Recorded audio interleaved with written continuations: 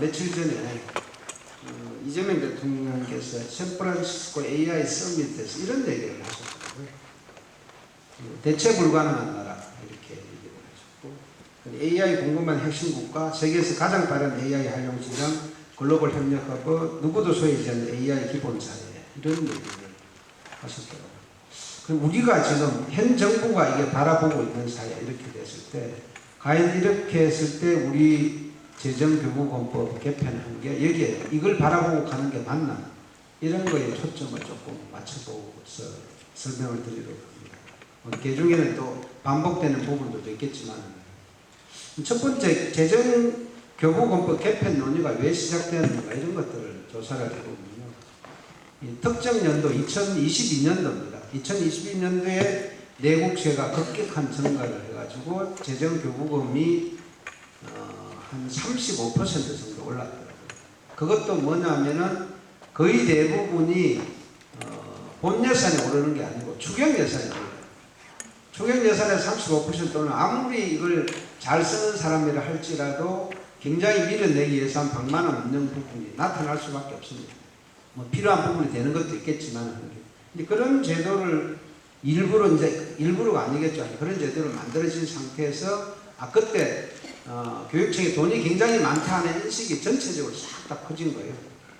그 다음에 이제 학령 인구 감소가 있고, 그 다음에 또 다른 하나는 내년에 예산이, 국가 전체 예산이 최대 800조쯤 되고, 그 다음에 교부금이 한 100조 정도 될 거라고는 이런 예측이 있습니다.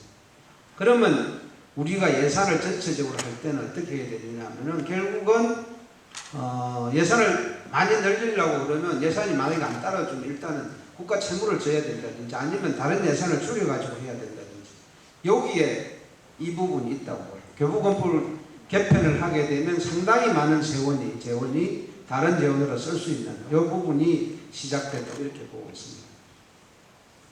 이 개편안의 문제점들이 몇 가지가 있는데요. 저기 첫 번째 보면 전년 예산에서 물가 상승률, 경상 성장률 이렇게 해가지고 학생 수를 하겠다고 이렇게 하는 부분이 있고요.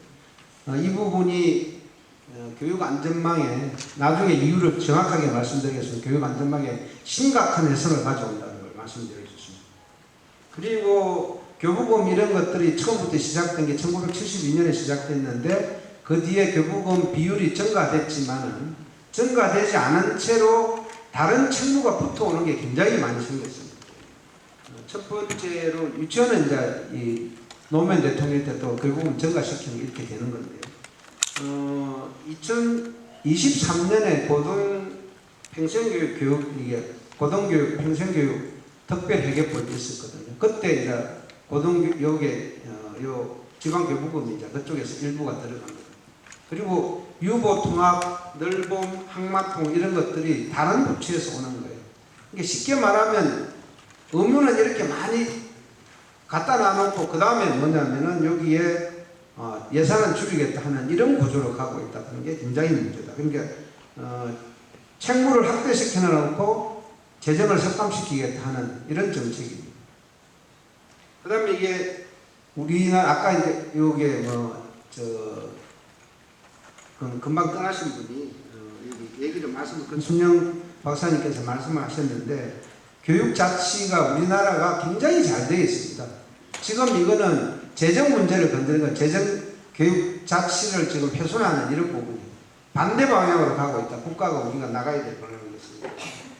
그 다음에 이런 부분이 수도권과 지방에 심각한 격차가 생기거든. 안 그래도 지금 격차가 많이 생기는데 심각한 격차가 생길 거라는 거고, 아까 말씀드렸지만 학생 수를 환산을 한다는 것은 심각한 이게 문제가 되는데, 교육 수요가 다변화되는 거예요. 학급당 학생 수라든지 맞춤형 학급이라든지 고교 학점제 이런 것들이 교육 수요가 굉장히 많이 생기고 있음에도 불구하고 학생 수를 기준으로 한다는 것은 현재의 교육 그대로 두고 그냥 앞으로 계속 이런 교육만 하는 거다 이렇게 해가지고 그런 가정이 들어간 거예요. 그런 가정이 없다고 그러면 학생 수에 대한 가정을 그대로 넣어가지고 하겠다 이런 소리를 못합니다.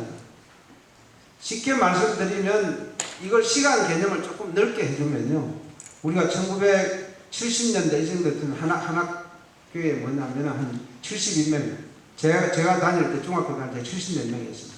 근데 지금은 열 몇 명, 중학생이만 많아봤자 한 25명 이런 거 됐거든요. 그렇게 줄음에서도 불구하고 만약에 72명 같은 걸 그대로 두고, 현재에 그대로 두고 뭐냐면 이 교육은 안 변하는 거고, 그렇게 한다 그러면 학생 수를 가지고 하는 게 맞아요. 근데 지금은 굉장히 다양한 수요가 생겨나고 있고, 또 미래에 대비한 것도 있고, 이렇기 때문에 학생 수를 선정을 기준으로 하는 것은 절대로 맞지 않다. 요거를 말씀을 드립니다. 이 반대를 이제 또 하는 것들 전체적인 얘기를 앞에도 좀 나중에 말씀을 드리면요. 대한민국이 우리가 교육국가라고 이렇게 얘기합니다.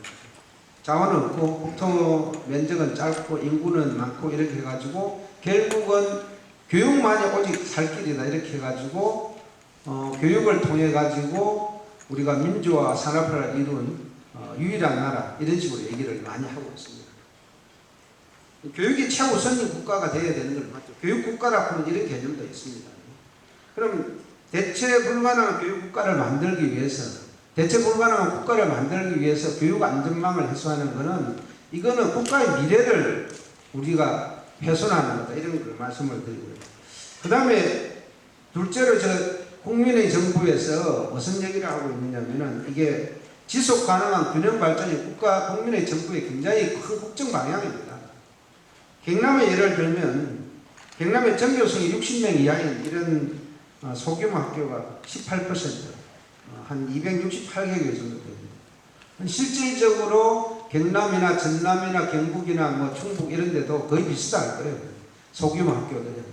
근데 만약에 예를 들어 예산이 줄어들면요, 이 학교들이 물론 통폐합하는 학교들도 있겠지만 대부분이 그대로 남습니다.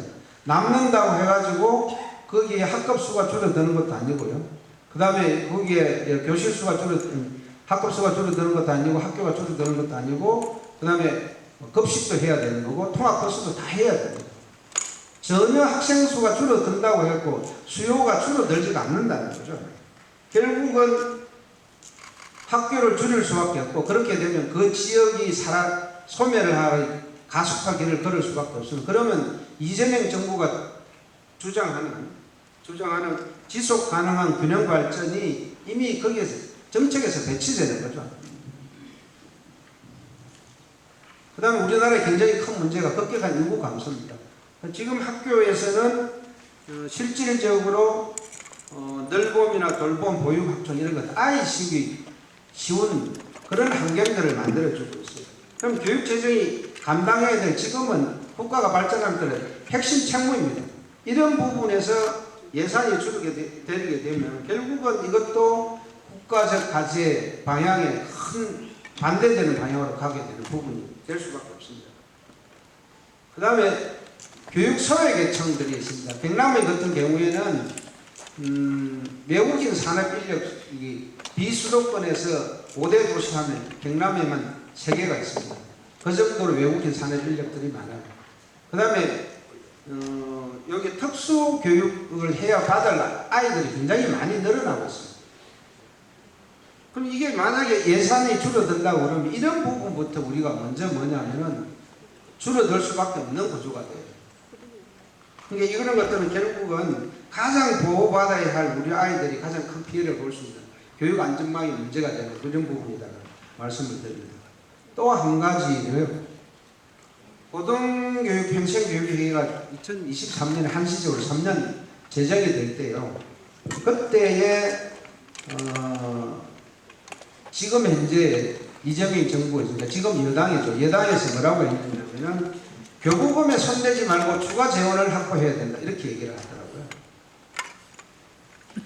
근데 지금 바뀌니까 뭐냐면은 이런 것들을 하기 위해서 교부금을 더 많이 손대야 된다. 더 많이 손대야 된다. 이렇게 얘기를 하거든요. 그럼 여당일 때 하고 야당일 때 하고 다르다고 그러면 국민이 못 믿습니다. 이 얘기는 거꾸로 얘기하면 어떻게 다른 관점에서 얘기하면 어떻게 말씀드릴 수 있냐 하면은 상황이 바뀌면 결국은 다시 문제 굉장히 뭐냐면 예산을 마음대로 깎겠다 이런 소리하고 밖에 안 들려요. 무조건 이런 것들이 돼가지고 반대만 한다 이런 것보다는 조금 대안을 좀 한번 제시해 보겠습니다. 첫 번째로는 우리나라가 과연 목표가 어딘가요? 지금 KDI나 이렇게 계획예산처에서 나오는 것들 보면 OECD의 평균 요걸 기준으로 삼더라고요. 지금 우리나라의 목표가 OECD의 평균 정도 되는 나라입니까? 전혀 아닙니다. 제가 며칠 전에 기업인 한 분하고 일본 분 한 분을 만났는데 그 기업은 이러더라고요. 자기 생전에 일본을 능가하리라고는 생각을 못했다. 지금 모든 국격이나 다른 나라에서 평가하는 게 일본을 넘어섰다고 생각한다. 이렇게 얘기하더라고요. 그 일본 제일교포분도 거기에 동의를 하셨어요. 저도 그렇게 생각을 합니다. 그러면 지금 우리가 목표로 삼는 것은 OECD 평균이 아니라 세계 적어도 3, 4위 정도 되는 걸 기준으로 삼아야 될 거라고 봅니다. 지금 교육 재정을 할 때 굉장히 노선적인 중에 하나가 OECD 평균을 가지고 계속 기준을 하고 있거든요. 그런 부분에서 대한민국의 국격, 미래에 부합하는 교육 안전망을 구축하기 위해서라도 교부금법은 그대로 유지되어야 된다. 이런 걸 말씀을 드리고, 또 다른 하나는 단점이 우리가 부분이 급격한 교부금 변화에 적극적으로 대응할 수 있는 체제가 없다. 2022년도 그랬고, 만약에 교부금법이 유지된다고 그러면 내년에도 그럴 거예요. 내년에도 뭐냐면은 적어도 한 30, 40% 이상 교부금이 늘어납니다. 그럼 거기에 어떻게 우리가 대응할 건가? 이런 것들은 제도적으로 좀 풀어줬으면 좋겠다. 교부금이 급격히 늘어났을 때 교육계도 실제로 사용에 어려움이 있습니다. 갑자기 예산이 갑자기 늘어났다가 줄어들었다가 늘뛰게 되면 교육계도 굉장히 힘들어요. 그럼 이런 부분에서 교부금 기금 체계를 정상적으로 작동할 수 있도록 해달라. 그런 제도를 만드는 게 굉장히 중요하다고 봅니다. 예를 들면 그 증가 부분에서 상당한 부분들은 우리가 예산이 부족할 때를 대비해서 기금을 만들어 놔놓고 아주 많이 차이가 났을 때는 예를 들면 지금 정부에서 하고 있는 이런 부분에서 좀 가져가도 되지만은 기본적으로는 뭐냐면은 기금을 만들어 놔놓고 기금이 부족할 때 우리가 좀 쓸 수 있도록 해달라 이런 말씀을 드립니다. 실제로 2022년에 기금화되어 있는 이런 부분들이 2023년, 4년, 5년 이 상태에서 기금을 사용해가지고 교육 예산의 부족분을 메꾸는데 굉장히 큰 역할을 했거든요. 근데 실질적으로는 기금화하는 것을 굉장히 억제를 하고 있습니다. 억제하는 게 아니고 제대로 될 수 있도록 만들어달라 이런 말씀을 드리고요. 그 다음에 반복되지만은 학생 수보다 미래의 교육 수요를 반영한 교부금 산정 체계를 만들어야 됩니다. 학생 수를 하게 되면 지금 현재의 아까도 말씀드렸지만 지금 현재의 교육 체제를 그대로 미래의 학생들에게 한다는 가정하에서 그게 출발을 하는 겁니다. 반드시 학생 수보다 미래의 교육 수를 반영한 교부금 산정 체계를 만들어 달라는 건데 이거는 만약에 교부금 체계를 바꾸려고 그러면 이렇게 만들어야 된다는 거죠. 저는 기본적으로 다시 한번 말씀드리자면은 우리나라의 국격에 맞는 미래에 부합하는 교육 안정망 구축 그걸 해달라는 거고요. 그 다음에 단점인 지금 현재 교부금 이런 기금 체계를 이렇게 정상적으로 작동할 수 있게 만들어 달라는 거고 학생 수보다는 미래 교육 수요를 반영한 교부금 산정 체계를 만들어 달라고 말씀을 드립니다. 고맙습니다. 네, 감사합니다. 김준기 대표님께서는 개편안의 문제점들을 고향까지 소상하게 말씀해 주셨습니다. 다음으로는 조재익 전 서울시교육청